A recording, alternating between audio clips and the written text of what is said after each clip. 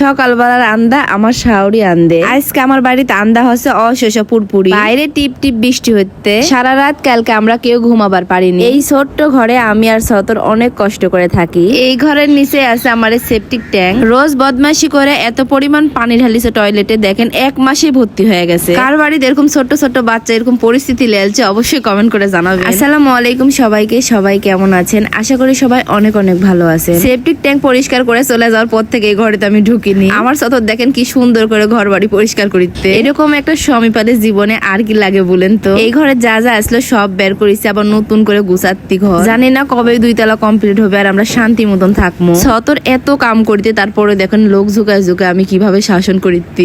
আমি এখানে হাতে তোলার জন্য না জোরে কথা কয় লাগে। সতর দিকে কাম করিতে আর আমাকে বলিতে যে গোসল করে সুন্দর করে সাজো, তোমাকে এক জায়গা লিয়ে যাবো। জানেন একটা সময় আমার ভাড়া লাগবে বলে আমরা ঘুরতে পারিনি। কত জায়গা যাবার মন গেছে কিন্তু টাকার জন্য যাওয়া হয়নি। আমার যেটি যেটি যাবার মন গেছিল সদরের সব মনে আছে। আমার কোটি ওটি ঘুরবার লেগে যায়। অনেক দিন পরে আমি চোখে কাজল দিতে আমার খুবই ভালো লাগে। ছোটবেলা কি করুথুনো জানে, সরষের তেল আর পাইলার কালি দিয়ে কাজল বানাতুনো, তারপরে পড়ুথুনো। আমি সাজা এসে দেখতে সতর দেখেন কি সুন্দর করে সাজাছে আর ঘরটাও মুছে ফেলিছে। আমার সতর দেখলে আমি জেক নাই বলবো, খুবই কম বলা হবে। এখন হয়তো বা বলবেন যে আপু আপনার হাতে হাতে কাম করে দিতে প্রশংসা করিতে না, ঠিক তাই না। যখন চেন চালাচ্ছিল, বাড়ির থেকে দিল না, কাজ করিছিল, তখন কি আমার হাতে হাতে কাম করে দিচ্ছিল?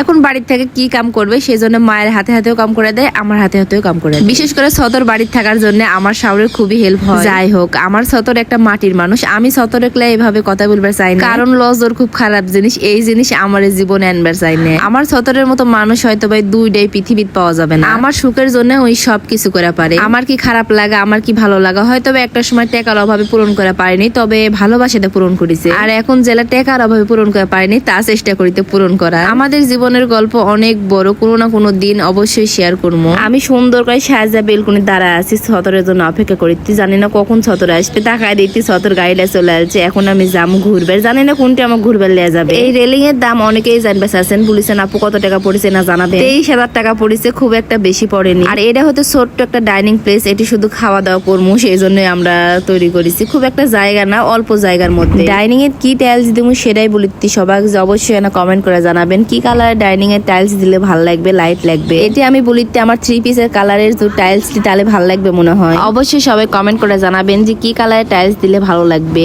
যাই হোক, আমি তো উপরে বক বক করিতে আর নিচে সতর রেডি হতে। অনেকেই বলেন না যে ছেলে মানুষের রেডি হতে সময় লাগে না। ওরে বাপ রে বাপ, বাথরুমে যদি একবার সতর ঢুকে তাহলে 1 ঘন্টা আধা ঘন্টায় বাড়ায় না। আর রেডি হতে তো মিয়া মানুষের থেকে বেশি সময় নেয়। আজকে আমরা অনেক দূর যাবো বেড়াবার, জানি না কোনটি, আমাদের কোনো লোকেশন না। আজকের ভিডিওটা এ পর্যন্তই। সবাই ভালো থাকবে, সুস্থ থাকবেন, আমাদের জন্য দোয়া করবেন। আল্লাহ হাফেজ।